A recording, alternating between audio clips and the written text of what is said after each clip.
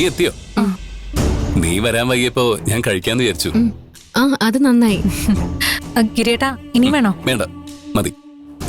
ഞാൻ ഒന്ന് വാഷ് ചെയ്തിട്ട് വരാം. ശരി.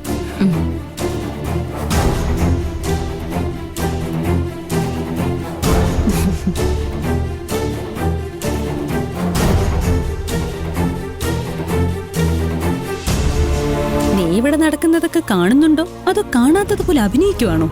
മനസ്സിലായില്ല. ഗിരിയേട്ടനും പ്രീതിയും തമ്മിലുള്ള അടുപ്പം നീ കാണുന്നില്ലേ? ഈ വീട്ടിൽ നിന്ന് പോയി കഴിഞ്ഞാലെങ്കിലും നിന്നെ കൊണ്ടുള്ള ശല്യം അവസാനിക്കുമെന്നാ ഞാൻ കരുതിയത്. നിനക്കിപ്പോഴും പാരവയ്പ് മതിയായില്ലേ? പാരയോ?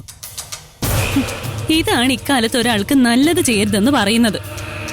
ഈ വീട്ടിലെ നിന്റെ സ്ഥാനം അടിച്ചു മാറ്റാൻ പ്രീതി ശ്രമിക്കുന്നത് കണ്ടതുകൊണ്ടാ ഞാൻ നിന്നോട് ഇതൊക്കെ പറഞ്ഞത്.